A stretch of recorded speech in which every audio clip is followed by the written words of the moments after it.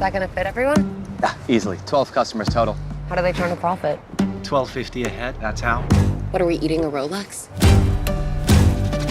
It's one of his classics. Anya, my first question for you is a little complicated, but I was fascinated by the Margot-Slowik dynamic. It really does feel like a very stressful game of chess, like a tightrope walk of Margot really always needing to say the right things to him. So when you're playing those scenes, what are some of the top priorities you need to be keeping on your mind when considering the fact that literally the tone of her voice, every single facial expression she makes is going to be scrutinized by this other person? Completely.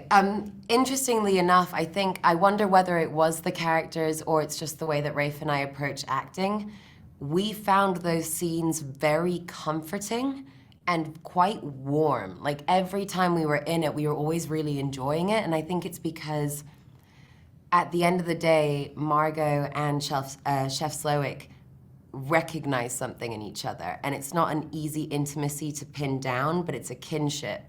And so it is almost, you're right, it's he flickers his eyebrow so she kind of mirrors, or she shuts down a little bit more. And that dynamic was so much fun to play, specifically with Rafe, because he's a very generous actor, and every time we went for a take, it would be different, and we would always be there to catch the other one. But I will say, as somebody who's not very talented in being passive-aggressive, I really enjoyed being passive-aggressive in this film. It was fun. I feel like that's a good real-world skill to have. Well, I mean, I've received a lot of passive aggression, but not really. Why am I looking at you? I'm sorry. Not from Nick, but yes, it was fun to be passive-aggressive towards Voldemort. That was great. I enjoyed it. Bringing up the the playfulness and also the heavy improv on the film, is there anything Rafe did in one of those really tense conversation-driven moments that caught you by surprise, you had to pivot and adjust to it? Oh, entirely. It didn't make it into the film, but it's one of my favorite moments.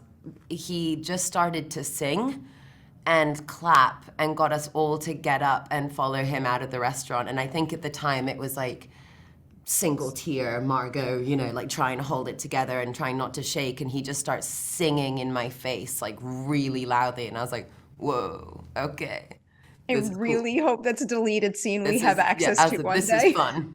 Okay. All right, Nick, so for you, what do you think Tyler's obsession with Slowik is coming from? Is it actually pure admiration for someone who's exceptional at his craft, or is there something kind of lurking underneath that? Yeah, I think it's admiration, and then it's wanting to be accepted, it's wanting to be recognized in a similar way. I think he's got a lot of male fragility in him, and he wants to be great like that. He wants to somehow attach himself to Chef Slowik in a way and kind of, I guess, leech on it. We'll have that kind of control and that sense of gravitas, right? Yeah, and I think he's probably got to a point in life where he's realized he'd never have that. So then, just to be around it and to be part of that organism is what can feed that part of his ego, maybe. In honor of Tyler, who's a know-it-all foodie, what is something that the two of you both get Tyler-like about, where you have kind of, an encyclopedic level of knowledge or something, or you just can't contain your enthusiasm for that thing? Things like plant names, like the bird of paradise being a satio and things like that. I think I really like that sort of random knowledge. Yeah, Harry Potter, cats. Mad Max, honestly. I was a big Mad Max fan, so Mad Max. Recently, season 4 of Stranger Things, I went so hard on that. I've been in Australia by myself with my cat for a very long time, and I attached myself to Stranger Things 4, hardcore. I'm in Steve. Steve is the best written cat. I love Steve. Also Succession, which is a big part of us wanting to do this, because Mark Mylod, who directed this, directed a lot of Succession. I think all of us were such big fans of that show and how he created the dynamic for all of those characters, that it was exciting to imagine him bringing all these characters to life. You said something the other day that I loved because it's so true. The theme music of Succession is so good. I never skip past it. We just every time it's just like, yes, I'm surprised they haven't like done a club remix of it yet. I'm sure they have. We should So it play was a real achievement. We should play it quietly and like freak Mark out with it. Just like slowly let it build and All right, you gave me the excuse, Anya. I'm going to jump to a Furiosa question next, and I'm going to do it this way because, Nick, I have a feeling you've been asked if you ever gave her any advice for jumping into a Mad Max film. So I'm going to flip it around like that right now. Anya, having just finished filming Furiosa, what advice would you give to another actor out there who might jump into a really intense George Miller Mad Max movie? And then, Nick, I want you to grade her advice. Is it sound? it's what I did. Get a cat. Like just have a companion, have somebody that's gonna be with you on it. It's the universe is so large that I was quite alone a lot of the time, and I think my cat like definitely helped me out in that situation.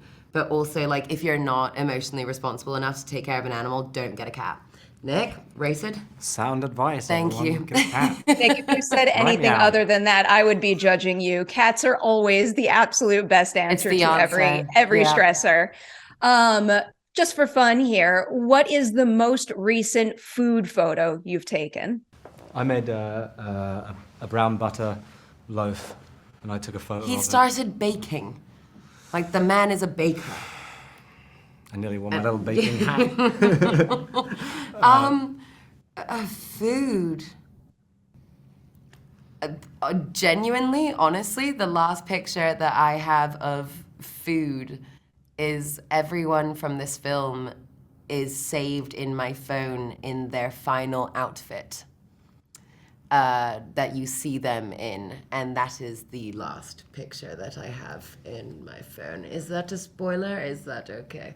Yes, that's okay. Great. This is real, isn't it? What the hell is going on? John, my first question is for you. I know your character in the movie goes unnamed with purpose, but as the actor playing him, do you have to know his name? Is that necessary for you to kind of fully tap into and understand who he is? Yes, absolutely. I had to know a name. I had to have a backstory. I mean, for Aimee and I to be able to improvise, we talked a lot about our backstory. We did all that method stuff so that, you know, it'll show on screen. I mean, some of it leaks in, but we got to know who we are. Otherwise, we just like generic people, and hopefully that's not what we did. Not at all. All right, a two-part follow-up to that then.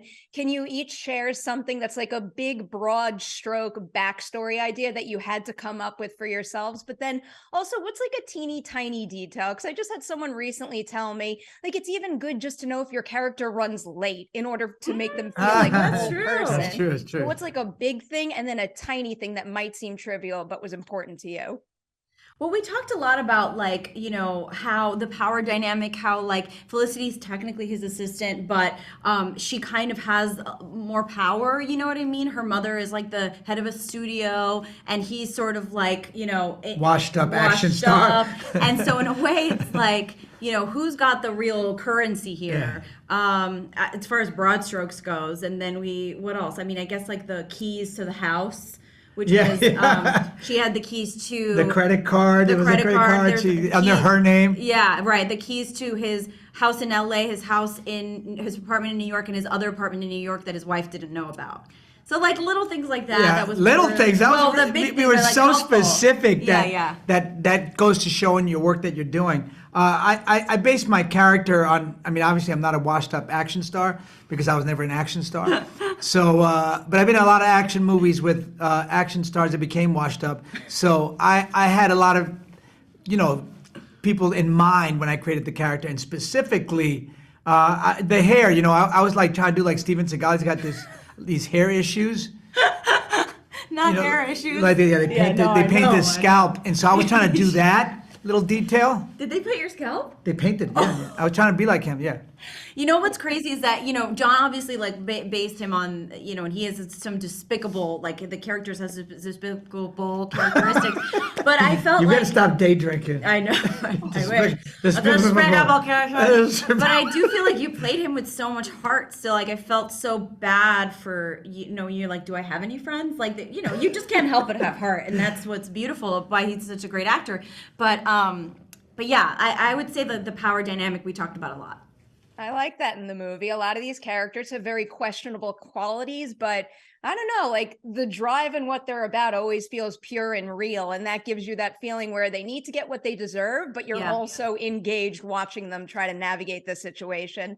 So I know there was a whole lot of improv happening on this set. And I've heard from a few people that you two were kind of like the improv MVPs. So Yeah, baby. even being that good and having had all your own experience improving, is there anything that you two saw the other do that made you stop and say like, wow, I've never tried that before, and now you want to try it on a future project? Yeah, well, sorry, I keep hogging, but I have to say the thing about you. Like, you improv also, I always thought improv was about comedy, but you improv a lot of really heartfelt things too. And like, you have like, you know what I mean? Like, serious improv. And I've never seen that before, and that's something I would like to bring to that's interesting, because I learned that from the Method. Yeah. We used to do a lot of very serious improv. Yeah. And then I was part of an improv comedy troupe. Right. So I know how to mix the two, and I like to mix the two. I feel like when I started doing my one-man shows, comedy in America was kind of glib and kind of shallow, and I tried to bring like a Latin sort of sensibility, which was very emotional, much more sexual. Yeah. And I started a certain kind of comedy in America. I feel like I could take credit for that. Take it. Yeah. Well, yours were the first one-man shows that I saw, one-person shows that I saw that actually had like a lot of heartbreak and a lot of vulnerability, and it wasn't just a stand-up. I remember like watching it and thinking, oh, I'm going to watch a stand-up, but it was actually like a very beautiful story, it's a play. Yeah, and that's how Aimee won the role too, because when she did her improv against the other two contestants for the role, she brought humor, edge, she was on plot and character, and a lot of emotion. And then Mark Mylod said, that's the one I need. We need her. Only her. I love her. Oh. I could hear him saying that. So we often focus on, the scenes that you're in and that you're like dead center in the frame and you're the focus of the material. But because of the way you film this, you're essentially in the background nonstop. So is that a challenging muscle to constantly be flexing and never be able to be turned off? You're very astute. I got to say that because not people notice that. Yeah. But it's a challenge. I mean, it's humbling because you're the center of attention, and all of a sudden you're back to being background. Yeah. And I remember being background. Same. And you're like, like you still trying to cheat looks so people can see you. But in this way, you don't have to cheat because eventually the camera's going to come to you. But it actually feels a lot like being on stage, like being in a play, when there's, if someone's looking over at you, you better be doing something interesting, or you better be like engaged. Otherwise, also, you're going to bore yourself to death. Like, you have to stay, but it is exhausting in that, you're always on. You're on 12 hours a day. Yeah. And it's shot in sequence, which was a privilege. And helped you a lot, but also you had to stay in sequence, in character, always 12 hours a day. It was a lot. It was exhausting, but beautiful, obviously. And I think, No, go for it. That it was, you'd set the tone, like the veteran actors, the people that like, you're like, oh my God, John Leguizamo, oh my God, Ray Fiennes, like they set the tone and they're doing that. Rafe was in the background a lot. Always. Yeah. A lot. And, and he was present every time. So it inspires you to be like, it comes from the top. Right, because I've worked with actors who don't show up for your coverage even. They don't show up for your coverage. They sent their stunt double. And you're funny. like, oh my God, I'm acting with somebody who can't act. Right. Now it's even going to be more difficult, twice as hard. Right. This is basically like an acting masterclass. I'm fascinated by the way you film this movie. Before they kick me out of here, a somewhat sillier question. Can you each tell me the most recent food photo you've taken? Oh, photo? Oh, wow, food photo. I was in Greece with my kids over the summer. No problem. Not bragging. That's nice though. And I got squid ink all over my teeth because I love squid ink, and my daughter ate it too, so two of us had our lips and teeth were black, and then we took a picture of ourselves going. Well, okay. This is like slightly less bougie, but not really. I bought this. Like, there's this new thing in LA. It's like a cookie subscription. It's ridiculous. Cookie subscription? Listen, How do you don't keep tell so me thin and eating cookies like that? Listen, I will work out. But here's what happened. So I bought one, and I thought it was a cookie subscription. It's not. You have to get on a waiting list, and they're like $150. And I thought this was going to be a year-long cookie subscription. I got one box of 12 cookies, and then I was like, the next month I was like, where's my cookie? But I thought it was like a wine of the month, called like a cookie of the month. Yeah. No, that was a one-time thing. So you better believe I took photos of every single cookie. And was it amazing? It was amazing, but $150 divided by 12 is what? Oh shoot! I don't know. I'm an actor. I don't know, but it was too much for a cookie. I feel Whatever like it was, it's my response, expensive. but I'm like tempted to get those cookies now. It's I'm kinda called the curious. Last Crumb. Last crumb. If you're in LA, I think you probably get it everywhere because they come like They ship it. Yeah, they ship Yeah. it. I mean, it's delicious, but like you can go to Levain. Like Yeah, that's Levain is the delicious. best cookie in the best world. cookie in the Yeah. world, yeah. Here we are family. We harvest, we ferment, we gel. They gel. We gel. So I was reading about how it was a little bit of a challenge because there was so little on the page about Elsa initially. So how far do you have to push it in terms of creating your own backstory and filling in some of those gaps to have like a full feeling life for this character? Well, you know, it's different for every project. I don't mind doing that. I love coming up with backstory for characters if there's not one already there on the page and not, you know, some big monologue where the character gets to talk about some major event in her life. So I don't mind it when, you know, there's not that big monologue. I relish it. I happened to be in Portland, Oregon at the time filming another movie, and I just drew inspiration from everybody that I saw, all the funky people in Portland, Oregon, and I brought up some ideas to Mark because I wanted the character to look a certain way, and we had a little back and forth and discussion about it. And that's really fun for me. I think that's part of the creative process, and Mark Mylod is so intelligent and sensitive. I feel like I could talk to him about anything, and that's really all you're hoping for with a movie experience.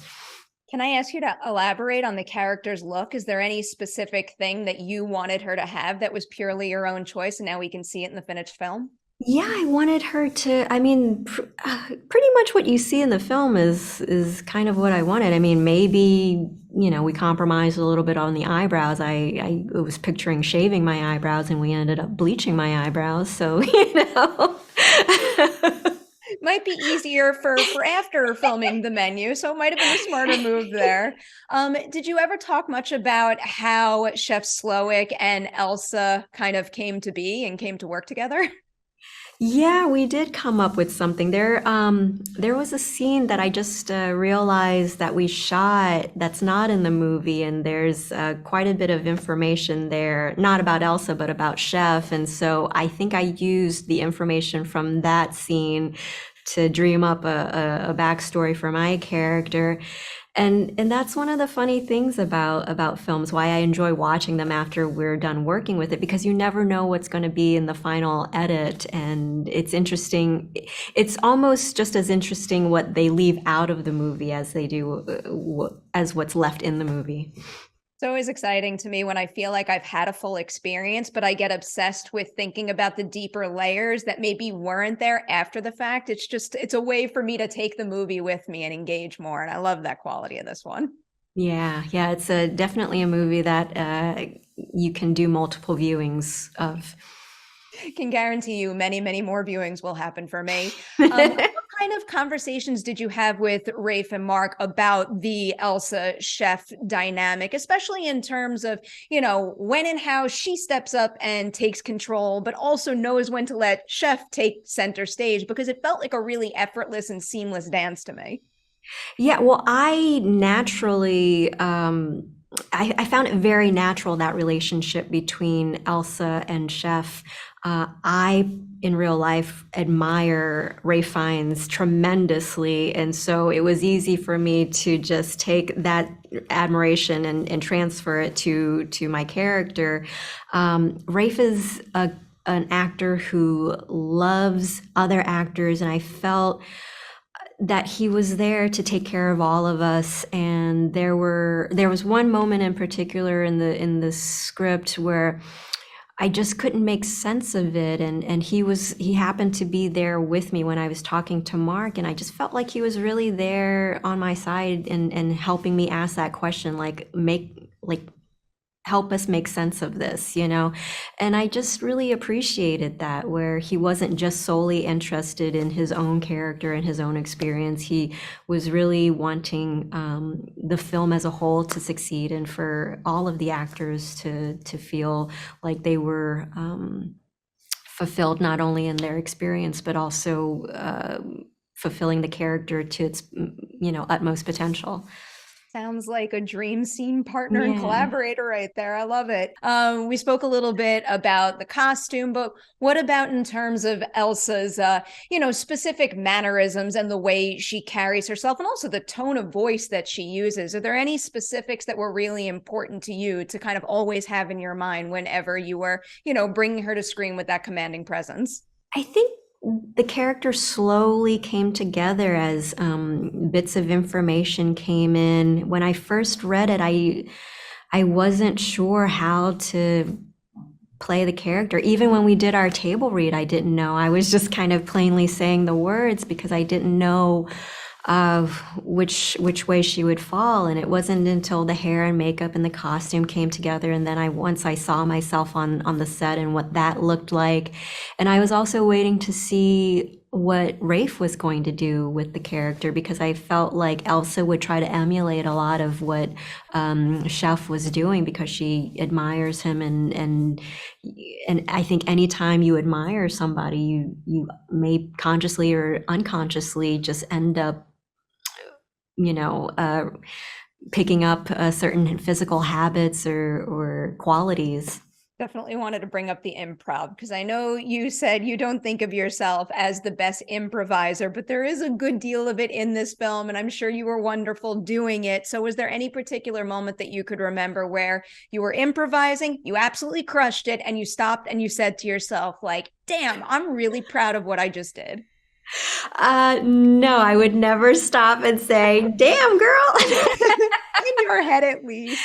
No, I'm like my own biggest critic. I'm always thinking like that I could do better at something. So I don't think I ever had that moment. It was more of me appreciating what other people were doing. I was like, yeah, he crushed it, or she crushed it. It was more of that. Fair enough. I'll shout it out during my next screening of the menu. I'll leave you with this one. What is the most recent food photo you've taken? Ooh, probably something with my daughter. It's probably just like all over her face. This is what you're paying for. Get out of my way. It's all part of the menu. So I want to start with your ensemble here, and I'd love the opportunity to talk about the casting process for every single person in this film, but to narrow it down a little, can you tell me which role was the easiest to cast, but then also which one was the toughest to find the perfect fit? Which character was the easiest? I suppose really Ray Fiennes, because both myself and Will and Seth, the writers, we had him in our heads, right from the start, literally from writing the script, and certainly once I came aboard and the work I was doing with them. And my first meeting, Zoom meeting with Rafe just backed that up, really. We had one of those lovely, I see him that way as well. Neither of us wanted a big movie baddie. We both saw Chef Slowik as really an artist in pain and consumed with self-loathing for all the choices he's made, and through the corrosion of his corrosive nature of his ego. So that was, and that's where we started really. And once we had Rafe, we built out from there, and it was a lovely process from that. I think probably the hardest role was Elsa, our maitre d', played brilliantly by Hong Chau, specifically because we'd written the character as a tall Scandinavian, which Hong Chau is not. So I took quite a few meetings on there, and it was trying instinctively to find an actor who I thought could make this brilliant Elsa character right on the edge and kind of credibility. There's an absurdist element to her, but also be completely credible. And Hong is able to do that. She can, if you watch Downsizing and the way she walks the line there, she brings such heart and soul and specificity to Elsa that I find myself actually really rooting for her. I can't imagine, like everyone in this movie, I can't imagine anyone else better for that role, but that role just feels so uniquely her. I love it. I have to bring up Succession because Turnhaven in particular is just seared in my brain for life. So it was making me wonder, is there anything about filming the dinner sequence in that particular episode that you found coming in handy while tackling the menu? Oh yes, yeah. The Turnhaven episode in season 2 of Succession was where actually Will Tracy, the co-writer of the script, and I first met. Will came aboard in season 2, and we were thrown together as I directed that episode. And 80% of the episode, as you know, was a dinner party, a particularly tense dinner party. And I wanted I'm a huge fan of Robert Altman's way of working, particularly with an ensemble cast. So I took a leaf out of his book, and everybody was mic'd all the time, and the camera was roving everywhere and anywhere at any time, so the actors all had to be just present and actually improvising and talking over each other, and that somewhat inadvertently became a dress rehearsal for how we worked on the menu together.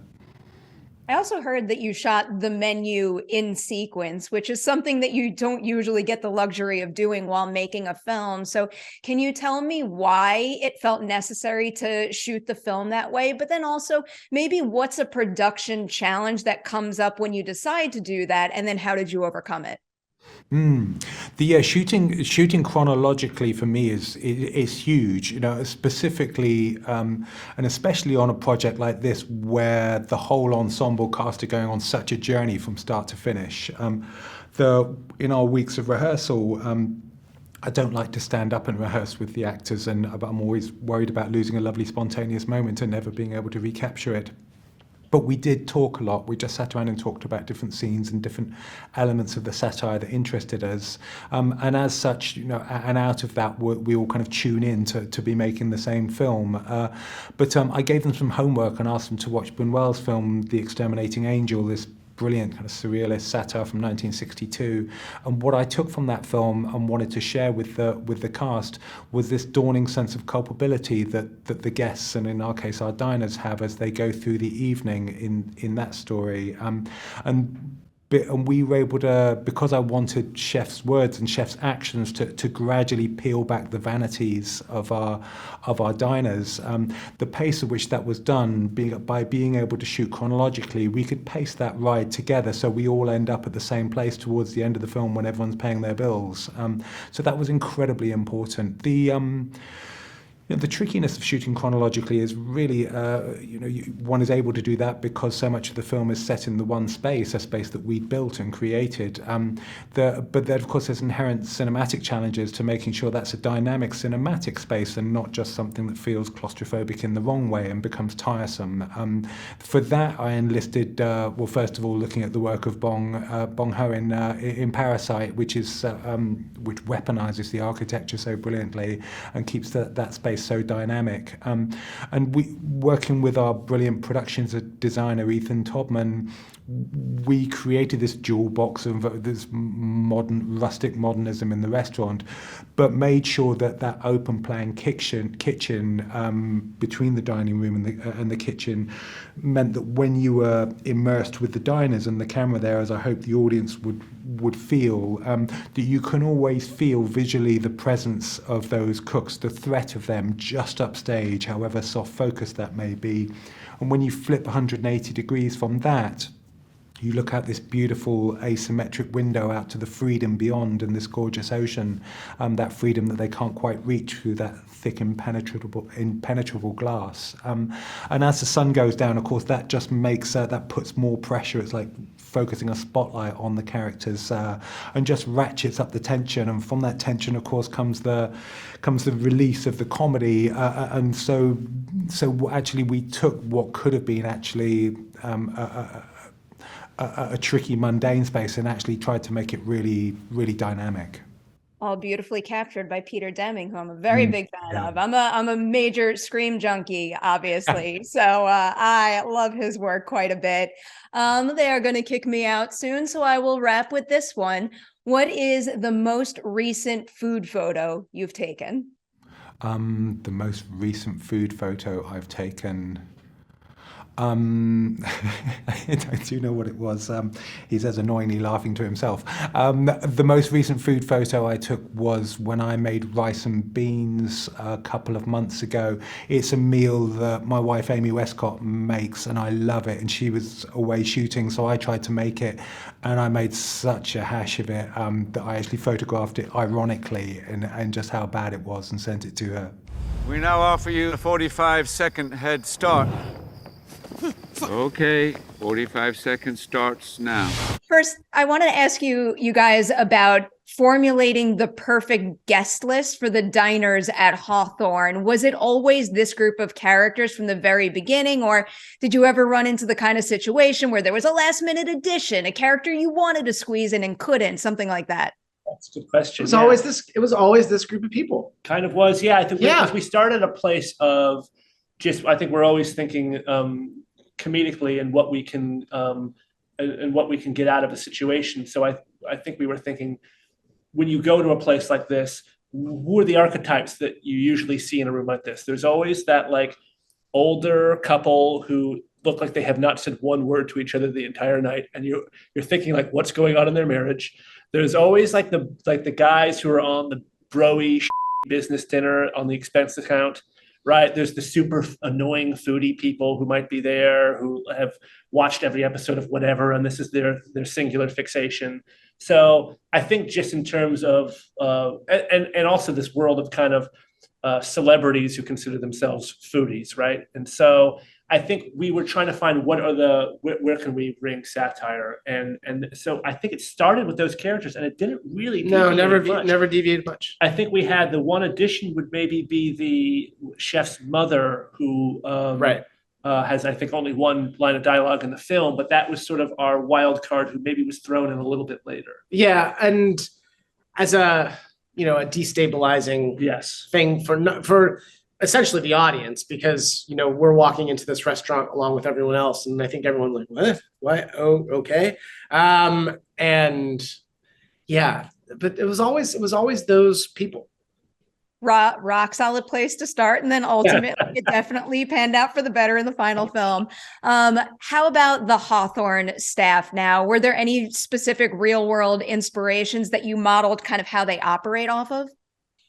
Yeah, I think there were a lot of real world models. I mean, there's no one who's quite him, obviously, and no one who operates at that level of seeking recrimination from their customers. But I mean, they might secretly, but they haven't in real life done it, because we would have read about it. But in terms of the cuisine, yes, it leans towards kind of a combination of sort of foraged hyper-local, obviously in this case hyper-local because it's all coming from the island, with a very modernist kind of what used to be called molecular kind of focus. And so it's a combination, I guess, of like a Dan Barber at Stone Barns, where it's like, they run the whole farm and they tell you exactly basically what the pig's name was and when they harvested that beet that you're eating. Combination of that, and then something like Grant Ackison's restaurant Alinea in Chicago, which is this sort of like Charlie and the Chocolate Factory modernist wonderland of showstoppers. Yeah. And so that was, in terms of like the style of the food in the restaurant, those were the touch points. Okay. Going back to how they all operate, is there any kind of real world truth in terms of what it takes to keep an operation like that up and running? Something a bit broader that you wanted to make sure came through in how they operated. Oh. But then also, is there like a teeny tiny detail, something that isn't necessarily even like spoken about or focused in a frame, but you knew was important to include in there just to like fill out the world a little? Yeah. Well, I'll answer the first part of your question, I think, is that intensity and the exhaustion that goes into living this life is very much something that because of the two of us, Will's more of a foodie than I am, but that pursuit of excellence at this place is very real. And any, I think, artist who wants to be great eventually at some point has to just go down the rabbit hole and focus on this thing entirely. And so we are seeing this artist and all of his people who look up to him, we're seeing them almost at the end of the rabbit hole of what the hell that he has brought on them. Because in a way, there's nowhere else to go with a restaurant like that. Once you reach that level of exclusivity and also that level of acclaim, it's not like there's another level beyond that. All you can do is maintain consistency. And it's not very fruitful sometimes creatively, because we just have to keep doing it at this level for forever. And then also it's not especially lucrative. I mean, restaurants like that are those really high-end restaurants, we think of them as being, they charge so much money, they're just ripping you off. But really, I mean, they have such big kitchens, so they have a huge staff. They don't have a bar, which is how most restaurants make their money. And also they're bringing in ingredients sometimes that are of such rare quality that their overhead is just insane. So they kind of have to charge those prices, and they're usually barely breaking even. So it really is kind of a losing game in a way. It just has to, the only thing that sustains you is passion. Right. And if the passion runs out, then you're in big trouble, right? Yeah. What was the second? In terms of Like little a details. teeny tiny detail. Yeah, we tried. I think we tried to sneak in little things that you might not see in other food movies, like even down to little things. At the end of the movie, he says we're on a no-tip system, which is a lot of restaurants at that level of exclusivity. They work on a ticket system where you prepay and there's no tips. And also, they will sometimes tell you who they partner with for their bread. So we mentioned in the breadless bread course that they've partnered with the Tehachapi Grain Project to gift bag. Yes, gift bag at the end. The granola. Yeah, getting a little bit of granola. Always a little bit of granola. Yeah. I feel like no bread at a restaurant is legitimately my worst nightmare. Exactly. And it's absolutely always the best part of every meal is bread. Yes. Yeah, that like really got me down to my core. You have an incredible ensemble here. I know they got the opportunity to improvise quite a bit, and you have a great script too, but is there anything anybody did with what you wrote that just really caught you by surprise and made you stop and say like, wow, that quality is even stronger in a character that we wrote now? I'm not trying to just be a company man here. I would say everything that they did, and we had such a smart group of actors, and Will and I happened to be lucky. We were there on set for the entire shooting of the movie, and we would leave every day, and we would say like, this is the best group of people to do this movie, because they were so smart, and they knew that they got the tone immediately. And so the only thing left to do was, from take after take, make it better, better, and better and better. I will say, like, to watch Nick Hoult's performance, it's really perfectly calibrated by the time he's clearly the biggest psychopath in the room. But he doesn't start there. And I think it's quite beautiful. And I think the way, Rafe is fantastic, but also the way Anya plays it, so subtle and in her face. She really anchors the movie. And without her, I think the movie would just fly away to nothing. So, yeah. If I could keep you guys here all day, I would want to highlight every single one of them, because they are all just like absolutely pitch perfect in those roles, and also together too. I'll warn you with this question because it demands some on-the-spot creativity. Okay. Let's say you get to make another The Menu movie, but all the patrons have to be characters from the movie or TV ensemble of your choice. What ensemble do you pick, and which of the bunch do you think would be the most insufferable diner? I know it is. You say it. It's Studio 60 on the Sunset Strip. Not because I want to put them through hell, because I want to get that group of people, and I want to be in a room with them, and that's it. I mean, that's my dream. I'm always happy to think about that show. Yeah, so there you go. That's it. We get them all. We get the big reunion dinner at Hawthorne. Yeah. It's the movie everyone's been waiting for. That's mine. Yeah. I mean, I would watch it. All right. Here's another one. You tackle the restaurant industry in this particular film, but if you got the opportunity to make, I don't know, I guess I'll call it The Menu spiritual sequel and satirize another industry out there, what industry would you choose and why? That one might forbid. Yeah, I feel like we shouldn't say that because if we might do it. For that reason, I'm fine with you keeping your answer to yourself. I'll let you off the hook with that one. I'll leave you with this though. Great question though. Thank you. That is a good question. What is the most recent food photo you've both taken? Let's find out. It was probably, quite sadly, something that I cooked and was trying to show off to someone, like, look what I made. I know what mine is. Do you want me to say what you've searched or? Yes. Oh, I have one. Okay, great. This is from a restaurant in near where near New Jersey where I live. It's called Canal House, and this was the beef bourguignon. You probably can't see this that they made. It was very, very good and very, very classic, and I loved it. I took a photo of it. And this is the difference between the two of us. And this is not. This is real. It was a double Whopper with cheese and no onions that I took a picture of and sent to my friend Jesse.